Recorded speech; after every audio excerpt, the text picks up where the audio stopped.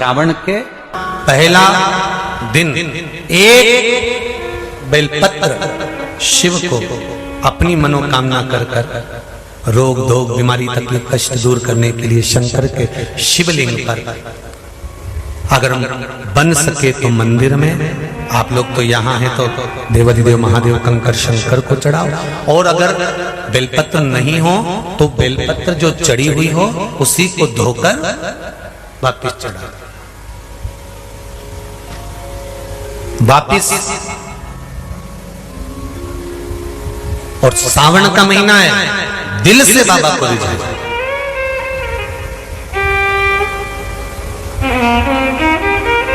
हम धर्म करने के चक्कर में, परमात्मा के भजन के चक्कर में किसी का अपमान ना करें। कोई भी एक नियम अवश्य धारण करो पूरे सावन कि मैं शिव जी के मंदिर जाऊंगी या बेलपत्र को जल चढ़ाऊंगी या शंकर जी के मंदिर का दर्शन करूंगी या शिखर का दर्शन करूंगी या शिव जी के मंदिर में एक चावल का दाना या 2 लोटा जल का स्मरण या बाबा देवाधिदेव महादेव का मंत्र स्मरण करूंगी। प्रतिदिन अपने हाथ में 2 लोटा जल भरकर शिव को जल की धार लगाऊंगी। कोई भी एक नियम अपने श्रावण महीने में अवश्य, और नियम पूरा होता है तो बाबा करुणा करते। संतान की प्राप्ति के लिए अगर 16 सोमवार का व्रत उठाया जाता है तो श्रावण के पहले सोमवार से उठाया जाता है। कब से उठाना चाहिए? श्रावण का पहला सोमवार। शंकर को श्रावण प्रिय है, एक कारण कहा कि मंथन में जो विष निकला उस विष का पान किया और भगवान देवताओं ने मिलकर भगवान शंकर का जलाभिषेक किया। दूसरा कारण कहा, माता सती ने शंकर को पाने के लिए श्रावण के महीने में ही सबसे ज्यादा साधना करी है। और क्या करा था माता सती ने? एक बालू का, मिट्टी का शिवलिंग बनाती थी, प्रतिदिन शिवलिंग का निर्माण करती थी और शिवलिंग का निर्माण कर कर उसकी पूजन कर कर अर्चना कर कर उसका विसर्जन करती थी सती माता। और माता सती का नियम था भगवान शंकर को पाने के लिए शिवलिंग का। तो हमारे यहाँ शिव महापुराण में लिखा है कि पार्थिव शिवलिंग का निर्माण होना चाहिए, और पार्थिव शिवलिंग का निर्माण करना है तो उसके लिए भी वर्णन करा गया। ब्राह्मण श्वेत मट्टी के शिवलिंग का निर्माण करे, वैश्य पीली मट्टी के शिवलिंग का निर्माण करे, क्षत्रिय लाल मट्टी के शिवलिंग का निर्माण करे और शूद्र काली मट्टी के शिवलिंग का निर्माण करे। कितना बड़ा शिवलिंग बनाना चाहिए? अगर हम पार्थिव शिवलिंग का निर्माण कर रहे हैं या हमारे घर में हम कोई मूर्ति रख रहे हैं या हमारे घर में हम कोई मूर्ति को विराजमान कर रहे हैं तो उस मूर्ति का भाव कितना बड़ा होना चाहिए? तो कहा जमीन पर अपने हस्त कमल को रखकर अंगूठे को ऊंचा कर कर देख लो, बस इतनी बड़ी मूर्ति घर के अंदर होना चाहिए। चाहे वो लड्डू गोपाल की हो, चाहे वो दुर्गा भवानी की हो, चाहे वो राम जी की हो, शंकर जी की हो, कृष्ण की हो, जिसकी रखना हो, बस इतनी बड़ी मूर्ति घर के अंदर होना चाहिए। क्यों? इससे बड़ी अगर मूर्ति होती है तो जैसे मंदिर में सेवा होती है उतनी सेवा की उसको जरूरत पड़ती है, और अगर इससे छोटी मूर्ति होती है, जितनी छोटी होगी उतनी सेवा कम करना पड़ती है। तो मूर्ति जितनी छोटी होगी उतना सुख प्रदान करेगी, उतना आनंद देगी। पर श्रावण के महीने में यदि आप रोज शिवलिंग नहीं बना सकते तो पूरे महीने में एक बार शंकर का शिवलिंग का, पार्थिव शिवलिंग का निर्माण करना चाहिए, जरूर करना चाहिए। और पार्थिव शिवलिंग का निर्माण कर कर उसकी आराधना, उसकी अर्चना, उसकी पूजन करना चाहिए। नमः शिवाय, ओम नमः शिवाय, ओम नमः शिवाय, नमः शिवाय। पार्थिव शिवलिंग का जब भी निर्माण करें, किसी थाली में या पात्र में, जिसमें भी आप निर्माण कर रहे हैं, उस पार्थिव शिवलिंग को बनाने से पहले उसके अंदर, पात्र के अंदर एक बेलपत्र रखे। बेलपत्र क्या, आपको कथा में कल कहा था, बेलपत्र का वृक्ष माता पार्वती के नयन अश्रु से प्रकट हुआ है, और रुद्राक्ष का वृक्ष शंकर भगवान के नयन अश्रु से प्रकट हुआ है। तो बेलपत्र रखकर फिर उसके ऊपर शिवलिंग का निर्माण करें, फिर उसके ऊपर शिवलिंग, उसका लाभ आनंदित होगा, उसका सुख आनंदित, वो आनंद फल देने वाला होगा। कई लोग सीधे थाली में शिवलिंग बना देते हैं। माता पार्वती के हस्त कमल पर शिवलिंग का निर्माण है महाराज, हस्त कमल सुख देने के लिए। तो भगवान शंकर के शिवलिंग का निर्माण करें। माता सती ने भी किया। यही श्रावण के महीने में माता सती शंकर भगवान के शिवलिंग का निर्माण करती है, पूजन करती है, अर्चना करती है। फिर शाम के समय उस शिवलिंग को मस्तक पर स्पर्श कर कर जलाशय में, कुंड में, जल में, बावड़ी में, कुएं में, तालाब में उसका विसर्जन करती है मां। दूसरा कारण कहा, सती शंकर को इसी श्रावण में रिझाई थी, इसलिए शंकर को श्रावण अति प्रिय है। कि पहले आती है नवमी, फिर आवेगी एकादशी देवसोनी। तो भंडारिया नवमी का मतलब क्या होता है? भंडारिया नवमी का स्मरण क्या होता है? अभी आपको कहा था 9 जगह पर बेलपत्र चढ़ती है। भंडारिया नवमी का मतलब ही यही है कि भगवान विष्णु सोने जाने से पहले नवमी तिथि के दिन 9 बेलपत्र भगवान शंकर को समर्पित कर कर भगवान शिव के मंदिर में बैठकर भगवान शंकर की आराधना कर कर भगवान विष्णु लक्ष्मी जी के साथ अपनी सृष्टि का कार्यभार 4 महीने के लिए शंकर जी को सौंप देते हैं भंडारिया नवमी के दिन। और एकादशी के दिन से, देव सोनी एकादशी के दिन जब भगवान सोते हैं, उस दिन से भगवान शंकर पूरे कार्यभार को देखते हैं, पूरे कार्यभार। जब कार्यभार सौंपा गया, भगवान शंकर सृष्टि का संचालन करने लगे, तब ब्रह्मा और विष्णु ने आकर शंकर जी की आराधना यही श्रावण के महीने में करी थी कि आपने पूरा कार्य अच्छे से संभाला, इसलिए शंकर को श्रावण अति प्रिय है। यह तीसरा कारण है शंकर को श्रावण प्रियता का। अब शिव महापुराण की कथा कर रही है कि शंकर को श्रावण प्रिय। चौथा कारण वर्णन करा कि ये कारण भगवान शंकर की आराधना माता पार्वती ने बाल्यपन से करी, खूब करी, खूब दिल से करी। आपके घर के पास में जो शिवालय है भगवान शंकर का, एक छोटा सा शिवलिंग है। मानो अगर दिल से तुमने मान लिया कि ये केदारनाथ है, दिल से तुमने मान लिया कि ये महाकाल है, दिल से तुमने मान लिया कि भीमा शंकर है, दिल से तुमने मान लिया कि ये मल्लिकार्जुन है, दिल से तुमने मान लिया कि विश्वनाथ है। जिस दिन तुम्हारा मन पर जा, श्रावण के महीने में जब तुम 2 लोटा जल चढ़ाने के लिए जाओगे,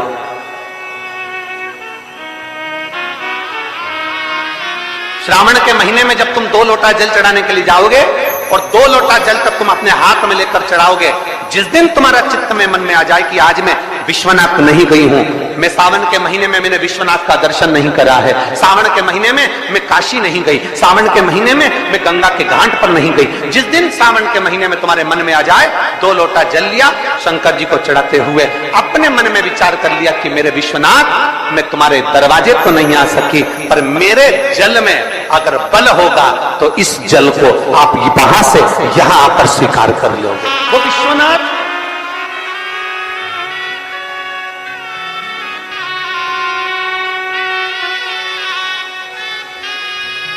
पहला दिन लगे 2 लोटा जल चालू कर दो।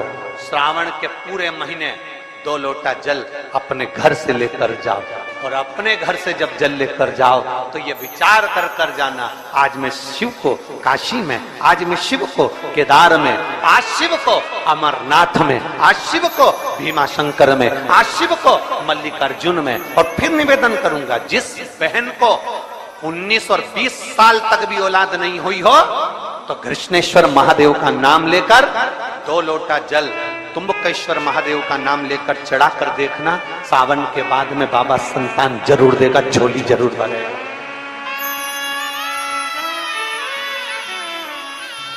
कहीं नहीं जाना, अपने नजदीक में, अपने घर के पास में, अपने मोहल्ले में, अपनी गली में, अपने चौराहे पर, अपने घर के पास में जो शिवालय हो, जो शंकर का मंदिर हो, वहां जाओ, 2 लोटा जल समर्पित करो। और फिर निवेदन करूंगा, जल से ज्यादा जरूरी है मेरे भोलेनाथ जी के मंदिर की सफाई करना। अब कीचड़ चालू हो जाएगा, पानी चालू हो जाएगा, सावन का महीना चालू हो जाएगा, अपने साथ एक कपड़ा लेकर जाओ, बाबा के मंदिर को पूरा साफ कर कर, बाबा के शिवलिंग का स्नान कर कर, बेलपत्र निर्माल्य जितना पड़ा है उसको उठाकर कहीं विसर्जन के लिए, किसी नदी तालाब बावड़ी में नहीं, किसी कुएं में नहीं, निर्माल्य तालाब में, नदियों में, बावड़ी में डालने के बाद वो निर्माल्य सड़ता रहता है, नदी नाले का पानी सूखता रहता है, उसमें कीचड़ इकट्ठा हो जाता है। उस निर्माल्य को इकट्ठा करो, गाड़ी में भरो, किसी एक खड्डा खोदकर वहां दबाकर उसकी खाद तैयार करो और बाद में बेलपत्री के वृक्ष के नीचे उसको डालते रहो। पर ध्यान रखना कि निर्माल्य हमें नदी, तालाब, बावड़ी, कुएं में नहीं डालना। महादेव से कहना नहीं आता। हर ब्राह्मण 107 बेलपत्र शिवलिंग पर, एक बेलपत्र अशोक सुंदरी पर 108। आज दशरथ जी के शरीर में, जो हर ब्राह्मण है, इसके शरीर में आज ताप आ गया, बुखार आ गया। हर ब्राह्मण ने कहा बुखार, ज्वर, अभी मुझे मत आना, मैं मंदिर जा रहा हूं, फिर निकल जाऊं तब आना। कौन होगा जो ज्वर को, बीमारी को, दुख को रोक देगा? हर ब्राह्मण ने शंकर का नाम लेकर दुख को रोक दिया, बुखार को रोक।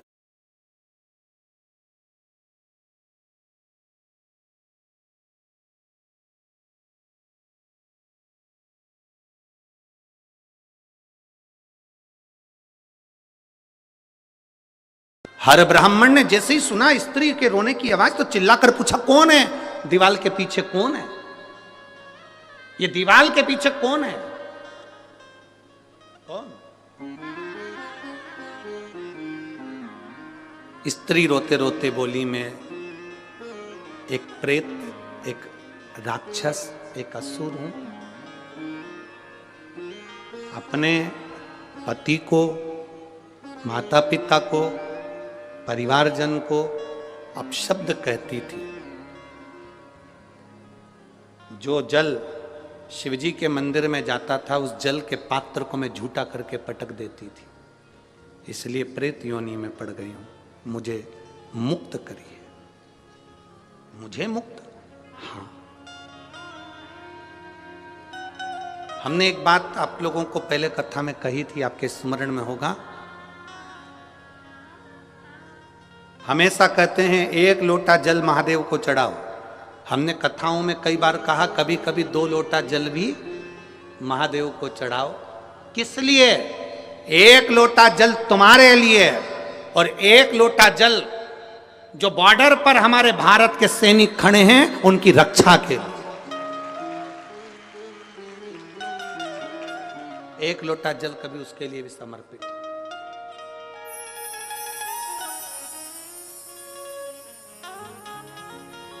पूछा हर ब्राह्मण ने, तुम कौन?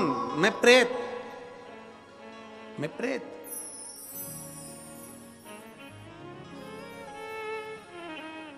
मेरी मुक्ति करिए। हर ब्राह्मण ने कहा, जो मैं शंकर भगवान को 108 बेलपत्र चढ़ाता हूं, उसमें से 1 बेलपत्र का फल आज तुझे देता हूं। और 1 बेलपत्र का जो फल दिया वो प्रेत योनि से छूट गई। हर ब्राह्मण के चरणों में पड़कर बोली, तुमने मुझे प्रेत योनि से मुक्त करा।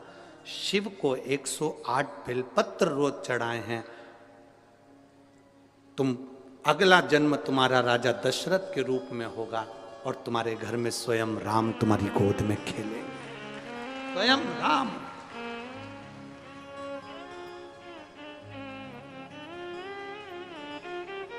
आप में से कितने लोग हैं जब आपके कोई परिचित बीमार होते हैं तो हॉस्पिटल में देखने के लिए जाते हो?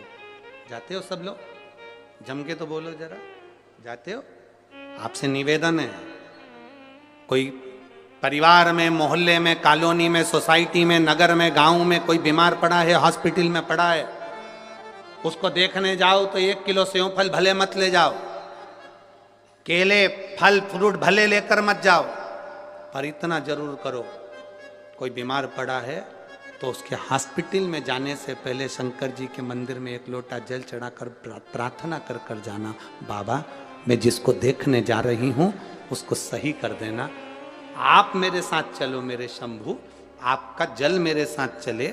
शिव जी का चढ़ा हुआ जल अपने हाथों में लगाकर एक बार जब मरीज से मिलने के लिए जाओ तो उसको जरूर अपना स्पर्श का भाव देकर कि तू ठीक होगा, चिंता मत करना, मैंने देवाधिदेव महादेव से प्रार्थना करी है, वो तुझे ठीक करेगा ही करेगा, तुझे दुख नहीं दे सकता।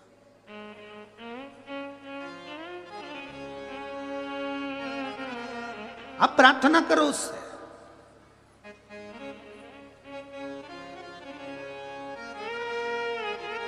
आप निवेदन करो उससे, सुनता, सुनेगा। हम जितने नम्र बनेंगे, हम जितने सहज बनेंगे, उतने अच्छे। अच्छा बनना सरल है, पर सरल बनना कठिन है। अच्छा बनना तो सरल है, आप अच्छे बन जाओगे तो लोगों की दृष्टि में आ जाओगे, बहुत अच्छा व्यक्ति है, बहुत अच्छा व्यक्ति है। अच्छे व्यक्ति लोगों की निगाह में रहते हैं। बोलो सही है कि गलत है? अच्छे व्यक्ति लोगों की निगाह में रहते हैं, पर जो बिल्कुल सरल हो जाता है, एकदम सहज हो जाता है, वो निगाहों में नहीं, दिल में रहता है। दिल, हृदय में रहता है, मन में रहता है। और मेरे भोले तेरा सहारा है, मेरे भोले तेरा सहारा है, मेरी नैया का तू किनारा है, मेरी नैया का तू किनारा। अच्छे व्यक्ति, अच्छा बनना सरल है, पर सरल बनना कठिन है। अच्छे व्यक्ति लोगों की निगाह में रहते हैं, दृष्टि में रहते हैं। अच्छा है, बहुत अच्छा है, बहुत अच्छा। अच्छा नेत्रों में रहता है, पर सरल व्यक्ति दिल में रहता है। सरल होना कठिन है। एक माता ने पत्र लिखा है,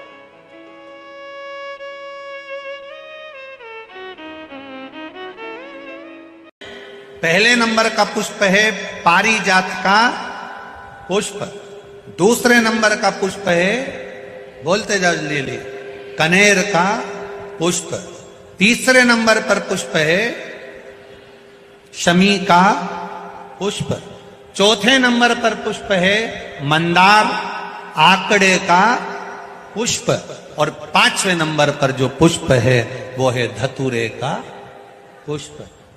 अब इन पुष्पों के अलावा भी कई पुष्प देव अधिदेव महादेव को चढ़ते हैं, उनका एक अलग अलग नियम है। पर सावन के महीने में जो नीला कलर का जो पुष्प होता है, हार श्रृंगार का पुष्प, एक अगर देव अधिदेव महादेव को आपने चढ़ाना चालू कर दिया, समर्पित करना प्रारंभ कर दिया, तो आपको पीछे पलट कर देखने की जरूरत नहीं पड़ेगी, महादेव हाथ पकड़े ही रहता है। में केवल एक शिव जी कहते हैं, केवल एक मुझे लोग पशुओं का देव भी कहते हैं, पशुपतिनाथ भी कहते हैं। उसका फल मैं तुम्हें बता रहा हूं। पार्वती शिवरात्रि, प्रदोष, सोमवार, सोमवार की अष्टमी, श्रावण, भादो, कुंवार, कार्तिक, चातुर्मास, ये जितने भी बड़े बड़े व्रत साधन जो आते हैं, इन साधनों में मनुष्य तो व्रत करता ही है, संत साधु सन्यासी तपस्वी तो साधना करते ही हैं,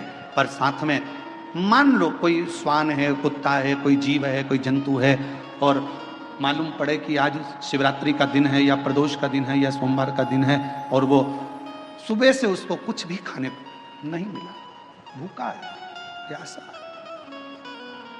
उसको कुछ मिल नहीं रहा, उसको कुछ प्राप्त ही नहीं हुआ। शिव जी कहते हैं पार्वती, मान लो अगर प्रदोष का दिन है और कोई पशु को अगर कुछ मिला नहीं है, अनायास, शिव तो अनायास कृपा करने वाले हैं।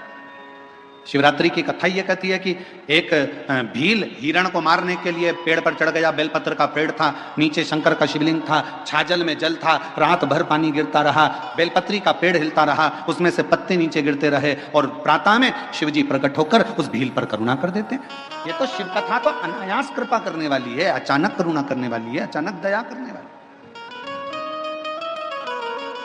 कोई पशु है, कोई पक्षी है, कोई जलचर है, कोई थलचर है, कोई वायुचर है, कोई ऐसे जीव हैं जो तिथि पर मान लो भूखे हैं, प्यासे हैं, शिव कहते हैं पार्वती, जितना मनुष्य को व्रत का फल प्राप्त होता है, शिव कहते हैं उससे 4 गुना ज्यादा फल मैं पशुओं और पक्षियों को भी प्रदान कर देता हूं, उससे 4 गुना ज्यादा। था, उसको पशुपति नाथ कहते हैं। चतुर्मास का समय था। एक संत शिव के अड़भंगे भक्त थे, एक पवित्र नदी के तट पर बैठकर भगवान शंकर की साधना तप आराधना शिव जी की करना प्रारंभ कर, पार्थिव शिवलिंग का निर्माण कर लेते, उन्हीं का पूजन करते, उन्हीं की अर्चना करते, उन्हीं की चाकरी करते। नदी के इस ओर संत सब तप साधना भजन पूजन कर रहे हैं, और नदी के उस ओर एक परिवार रहता था जिसमें एक बालक रहता था जिसका नाम था शिवानंद। क्या नाम है बालक का? शिवानंद। और शिवानंद बालक रोज मां जब कपड़े धोने के लिए आती, वस्त्र धोने के लिए आती, नदी पर कोई स्नान करने के लिए आती, तो शिवानंद बालक सामने घाट पर बैठे हुए संत को तप करते हुए देखता, पार्थिव पूजन करते हुए देखता, तो उसके मन में भाव जागृत हो गया कि एक बार मैं संत का दर्शन करूं। और मैंने तेरे ही भरोसे बाबा, तेरे ही भरोसे हवा बिच उड़ती जावागी। हमारे पीढ़ी में, परिवार में अगर कोई अधोगति में मर गया होता है, कुंवारी अवस्था में चले गया होता है, गर्भ में मर गया होता है, गर्भ के बाहर निकल कर भी अगर कुंवारी अवस्था में चले गया होता है, तो श्रावण महीने की दोनों पंचमी पर परिवार का अगर कोई एक व्यक्ति भी जल चढ़ा देता है शंकर भगवान पर, तो सर्प की योनि में नहीं पड़ता, जीव मुक्त हो जाता, प्रेत योनि में सर्प की योनि से मुक्त हो जाता।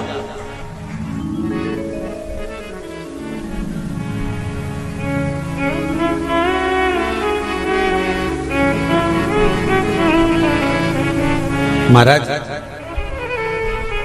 हमारे यहाँ सांपों की पूजन कौन से दिन होती है, कौन सी तिथि में करते हैं? जम के बोलो जरा। नाग पंचमी। नाग पंचमी का मतलब क्या है? सांपों की पूजन करो। नाग पंचमी का मतलब होता है शंकर जी के मंदिर में जाकर एक लोटा जल समर्पित कर दो। उसका कारण क्या है कि हमारे परिवार में, हमारे कुटुंब में कोई सात कुटुंब में, परिवार में कोई 7 पीढ़ी के अंतर्गत भी अगर कोई जीव तड़प रहा होता है, पड़ा हुआ होता है, उसकी मुक्ति नहीं होती है, तो पंचमी का चढ़ा हुआ जल उस जीव को प्राप्त हो जाता है और वो जीव तर जाता है, उसका फिर जन्म नहीं होता, वो तर। इसको मुक्तता का। शिव मंदिर में जब आप कभी जाएं, शंकर भगवान की, कभी ऐसा मौका लगे कि आपको लगे कि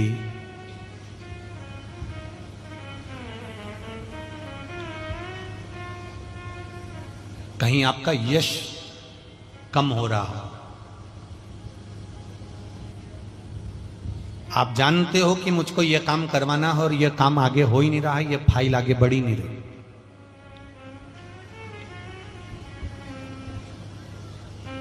आपको लगे ये फाइल आगे नहीं बढ़ रही, शिव जी पे जो जल चढ़ाओ, उस चढ़े हुए जल को जब आप थोड़ा सा लेकर आते हो, आपको बताया था ना कि खाली लोटा नहीं लाना चाहिए, खाली कलश शंकर जी के मंदिर से वापस नहीं लाना। शंकर भगवान को जल चढ़ाया, चढ़ाने के बाद थोड़ा सा जल हाथ में या कटोरी में या कलश में झेल लिया, भले 2 बूंद लाओ पर अपने घर पर लेकर आओ। उस 2 बूंद जल का भी स्पर्श कलश के अंदर हाथ की 3 उंगलियां लगाकर अगर त्रिशूल पर टच कर कर मात्र आपने उस कलश के अंदर लगा दिया और वो जल भी आपने अपने घर पर छोड़ दिया, छीट दिया या उसका आचमन मात्र हो गया, तो व्यक्ति का यश बढ़ना अपने आप प्रारंभ हो जाता है, उसकी यश की प्राप्ति उसको होने लगती, उसको यश की वृद्धि होने लगती, उसको यश की प्राप्ति होने लगती। त्रिशूल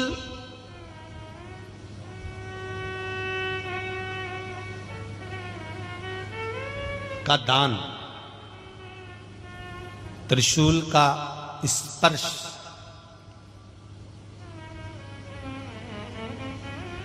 एक बहुत अच्छी बात कहना चाहेंगे, आपके स्मरण में रहना चाहिए। बहुत सुंदर स्मरण। कभी अगर मौका लगे, कभी अगर मौका लगे, और शंकर भगवान का बहुत सुंदर श्रृंगार हो गया, बहुत सुंदर श्रृंगार हो गया, और शिव जी पे माला भी बहुत अच्छी चढ़ी है, बेलपत्र भी अच्छी चढ़ी है, धतूरा भी अच्छा चढ़ा हुआ है, फूल भी अच्छे चढ़े हुए हैं, और आपने देख लिया शिव जी का बहुत अच्छा श्रृंगार हो गया, और तुम्हें कभी मौका लग जाए ऐसा,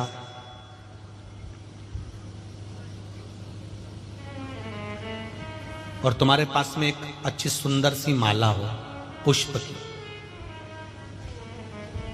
तो आप पुजारी जी को या पंडित जी को कह दो, या पंडित जी मान नहीं हो, शिव जी का अच्छा श्रृंगार हो गया हो, तो वो माला केवल त्रिशूल की, जो त्रिशूल है उस त्रिशूल पर ही उस माला को अगर आपने केवल टांगी दिया तो भी आप उन्नति की सीढ़ी पर आगे बढ़ना प्रारंभ कर देते। पर किस समय पर? जब भगवान का पूर्ण श्रृंगार हुआ, पूर्ण श्रृंगार शिव जी का हो गया और माला तुम्हारे हाथ में है, और तुमने देखा भगवान का श्रृंगार हो गया। अब शिव जी पे अगर माला चढ़ाऊंगा और श्रृंगार गिर जाएगा तो उस माला को आप अपने यश प्राप्ति के लिए, अपने आनंद के लिए, अपनी उन्नति के लिए आप उसको त्रिशूल पर चढ़ा सकते। हम कई बार एक बात बहुत अच्छे से आपको वर्णन किए हैं कि कभी मौका लगे और आप किसी कंपटीशन एग्जाम में बैठ रहे हैं, या एक ही जगह पर सर्विस करते करते बहुत समय हो गया और वहां पर उन्नति नहीं हो रही है, आपका प्रमोशन नहीं हो रहा, तब 7 बेलपत्र केवल त्रिशूल का, 3 जो त्रिशूल में 3 नोक होती है, पहले साइड की दोनों स्पर्श, फिर बीच का स्पर्श कर कर अपने हृदय की कामना कर कर अशोक सुंदरी वाली जगह पर मात्र चढ़ा देने पर भी व्यक्ति जिस जगह पर नौकरी कर रहा होता है उससे उसका प्रमोशन का चांस बढ़ जाता है और उसकी उन्नति की ओर अग्रसर हो। त्रिशूल भगवान देवाधिदेव आनंद करने वाले महादेव के जो हाथ में आया है वो त्रिशूल कोई साधारण नहीं, स्वयं सूर्य नारायण की कला को काटकर बनाया, भास्कर देव की कला को काटकर। इसलिए शिव कथा कर